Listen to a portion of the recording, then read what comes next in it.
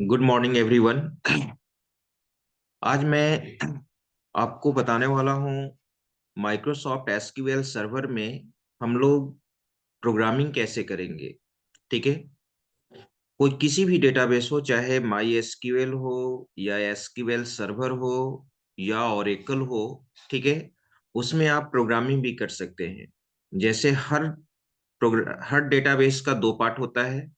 एक एसक्यूएल होता है, जिसमें आप जानते हैं एसक्यूएल के बारे में कि एसक्यूएल हमारा नन प्रोसीजरल है। नन प्रोसीजरल कहने का मतलब कि आप उसमें किसी भी तरह का कंट्रोल स्टेटमेंट आप यूज नहीं कर सकते हो। इफ, लूप, ये फंक्शन, प्रोसीजर, ये सब आप यूज नहीं कर सकते हैं। ठीक है। तो अगर एसक्यूएल में अगर आप प्रोग्रामिंग कॉन्सेप्ट यूज करना चाहते हैं, कंट्रोल स्टेटमेंट यूज करना चाहते हैं, लूपिंग यूज करना चाहते हैं सी सी प्लस प्लस की तरह, तो उसका एक पार्ट होता है। जैसे ओरेकल में उसको कहते हैं हम लोग पीएल एसक्यूएल। एक ओरेकल का एक पार्ट हो गया एसक्यूएल, और ओरेकल का दूसरा पार्ट हो गया पीएल एसक्यूएल। उसी तरह से एसक्यूएल सर्वर का एक एसक्यूएल हो गया, और एसक्यूएल सर्वर का जो प्रोग्रामिंग पार्ट हो गया, जिसमें आप if condition, looping statement, function, procedure का कॉन्सेप्ट यूज करेंगे, वो पार्ट हमारा कहलाएगा टी एसक्यूएल, ट्रांजैक्ट एसक्यूएल। तो ट्रांजेक्ट एसक्यूएल में, एसक्यूएल सर्वर में हम लोग प्रोग्रामिंग कैसे करते हैं, वो चीज हम देख रहे हैं। तो सबसे पहले आपको किसी भी कोई भी प्रोग्रामिंग का कॉन्सेप्ट पढ़ते हैं तो सबसे पहले देखा जाता है कि हम लोग इनपुट आउटपुट ऑपरेशन कैसे परफॉर्म करते हैं। यानी एसक्यूएल सर्वर में किसी भी तरह का मैसेज को प्रिंट कराना हो, वेरिएबल कैसे हम लोग डिक्लेयर करेंगे, ठीक है, उस वेरिएबल के रिजल्ट को कैसे प्रिंट करेंगे, वो चीज देखना है।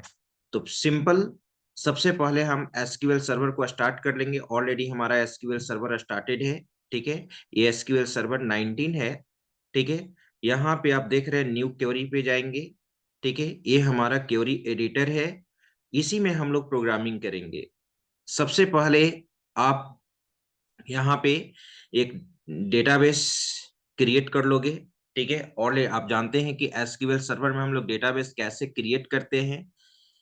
क्रिएट डेटाबेस, और डेटाबेस का नाम मैंने यहां पर दे दिया है, ठीक है, सीमेज।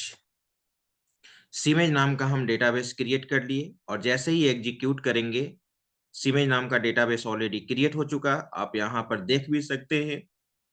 प्लस पे क्लिक किया मैंने, यहाँ पे ऑलरेडी सीमेज नाम का डेटाबेस बन चुका है। ओके। अब इस डेटाबेस को हम लोग क्या कर लेंगे, सेलेक्ट कर लेंगे। डेटाबेस को सिलेक्ट करने के लिए यूज कमांड यूज करते हैं, और डेटाबेस का नाम दे देंगे हम लोग यहाँ पर। और जैसे ही इसको एग्जीक्यूट कराएंगे, ये डेटाबेस हमारा क्या हो जाएगा, सिलेक्ट हो जाएगा। यानी इस डेटाबेस में हम लोग वर्क कर रहे हैं। ओके।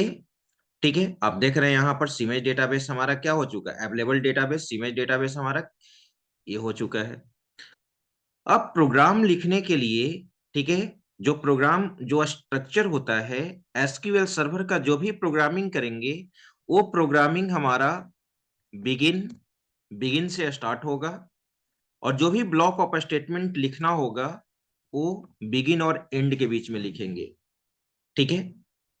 तो एसक्यूएल सर्वर का जो भी ब्लॉक ऑफ स्टेटमेंट्स हम लोग को लिखना है, बिगिन और एंड के बीच में लिखते हैं। अब इसको मैंने हटा दिया, ये दो लाइन अब हटा दीजिए, इसको लिखने की कोई जरूरत नहीं है। ओके। अब अगर यहाँ पे सिंपल एक प्रोग्राम लिखना है, जैसे मैसेज को प्रिंट कराना है, तो यहाँ पर मैसेज को प्रिंट कराने के लिए हम लोग प्रिंट यूज करते हैं। ठीक है।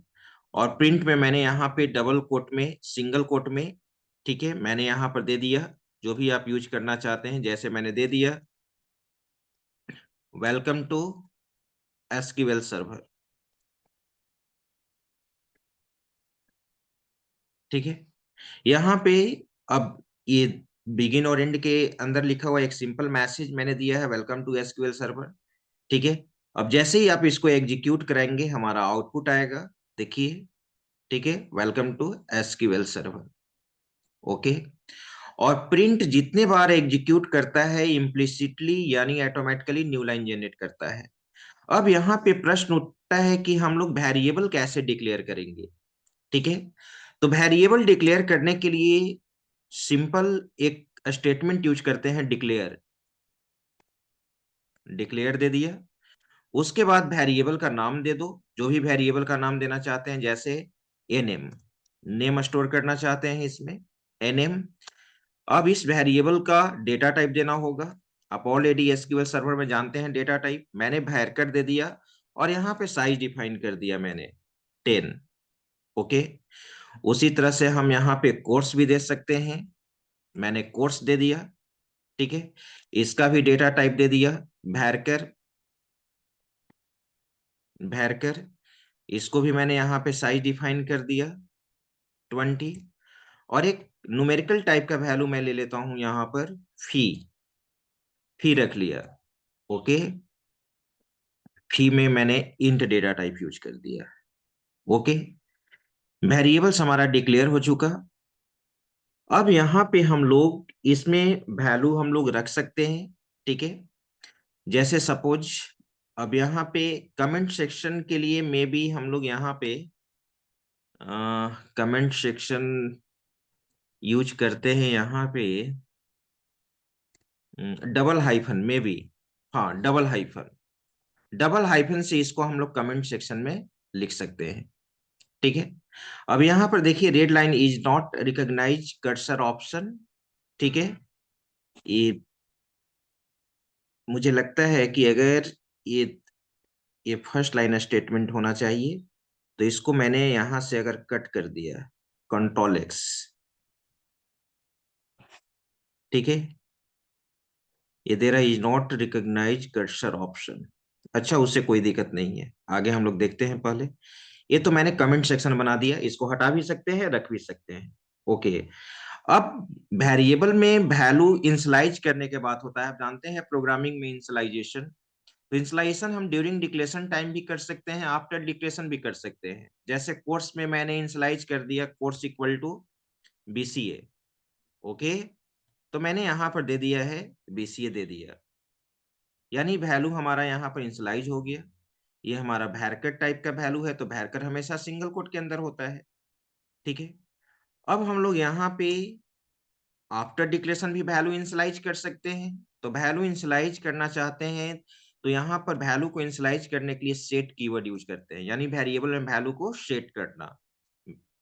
एनएम, अच्छा एक मिनट, बहुत ये एरर इसलिए दे रहा है कि जैसे पीएचपी में वेरिएबल में प्रीफिक्स के रूप में आप क्या लगाते हैं, डॉलर। उसी तरह से एसक्यूएल सर्वर में जो भी वेरिएबल यूज करते हैं, उस वेरिएबल के पहले एट द रेट यूज करते हैं। ठीक है। एट द रेट, यानी in SQL server all variables must be prefixed with the help of at the rate symbol। Her variable के पहले आपका यहाँ पे क्या लगेगा, एट द रेट, हम लोग यहाँ पर यूज करेंगे। ओके। अब देखिए, अब ये हट गया, मुझे ध्यान में नहीं था। ओके।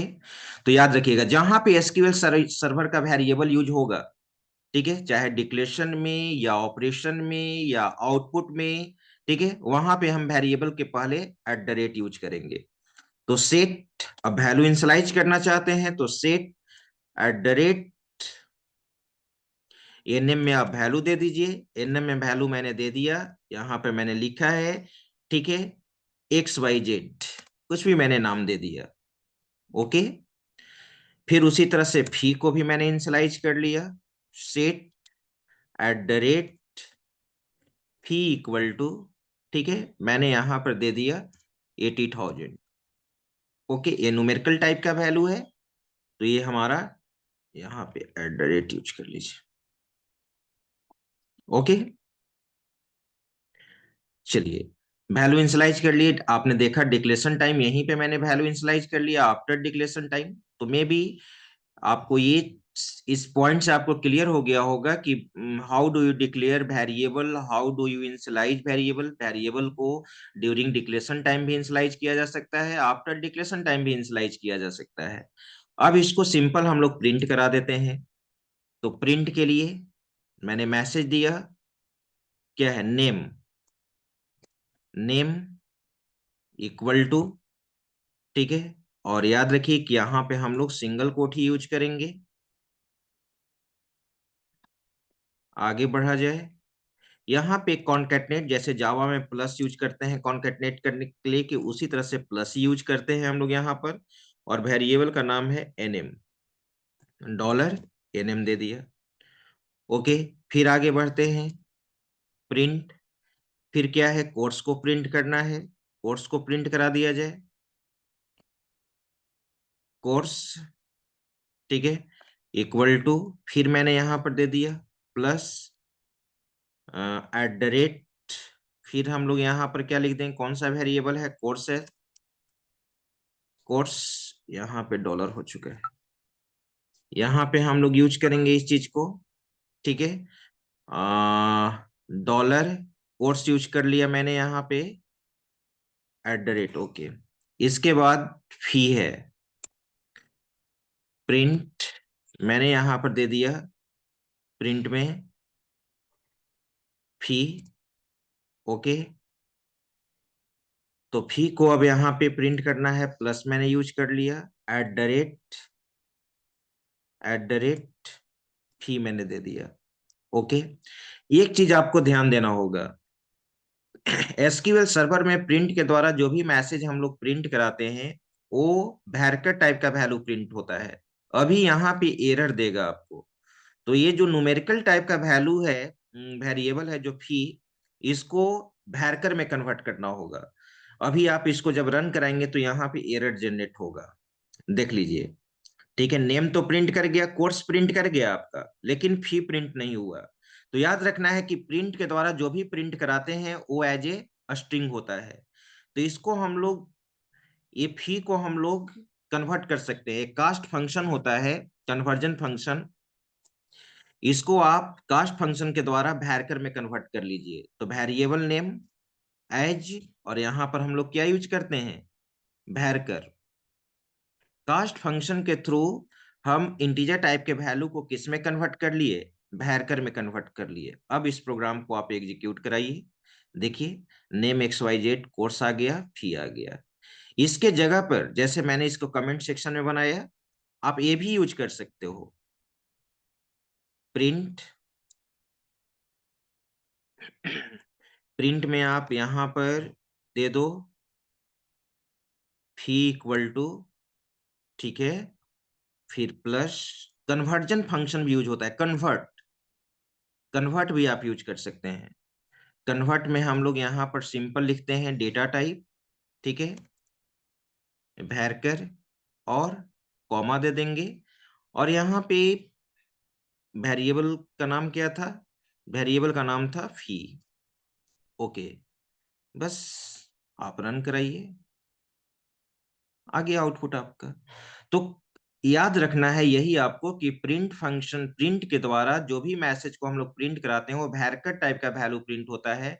अगर इंटीजर टाइप, फ्लोट टाइप के वैल्यू को प्रिंट कराना है तो कास्ट फंक्शन के द्वारा या कन्वर्ट फंक्शन के द्वारा हम उसको क्या कर लेंगे, कन्वर्ट कर लेंगे, ठीक है। अब इस प्रोग्राम को सेव करना है तो आप आसानी से इसको सेव करके रख सकते हैं, जैसे मैंने इसको सेव कर लिया। अब जहां पे आप इसको सेव करना चाहते हैं आप सेव कर सकते हैं, डेस्कटॉप पे सेव करने, इसका फाइल एक्सटेंशन एसक्यूएल है। मैंने यहाँ पर सिंपल एक प्रोग्राम लिखा था एसक्यूएल सर्वर का, तो आप देख रहे हैं फाइल एक्सटेंशन यहाँ .SQL है, और इसको हम लोग क्या कर लिए, सेव कर लिए, ठीक है। अब उसी तरह से आपको न्यू प्रोग्राम लिखना है तो फिर आप यहाँ से दूसरा प्रोग्राम आप स्टार्ट कर सकते हो। तो मैं उम्मीद करता हूं कि इस वीडियो से आप यहाँ पे आप सीख चुके हैं कि एसक्यूएल सर्वर में सिंपल प्रोग्रामिंग कैसे करते हैं, यानी वेरिएबल कैसे आप डिक्लेयर करेंगे, कैसे उसमें वैल्यू इनिशियलाइज करेंगे during declaration time, after declaration time, कैसे मैसेज को प्रिंट करते हैं, ठीक है। अब आगे नेक्स्ट वीडियो में हम लोग आगे देखेंगे, कंट्रोल स्ट्रक्चर का कॉन्सेप्ट देखेंगे, कैसे इफ स्टेटमेंट यूज करते हैं, कैसे लूपिंग स्टेटमेंट यूज करते हैं। चलिए, थैंक यू।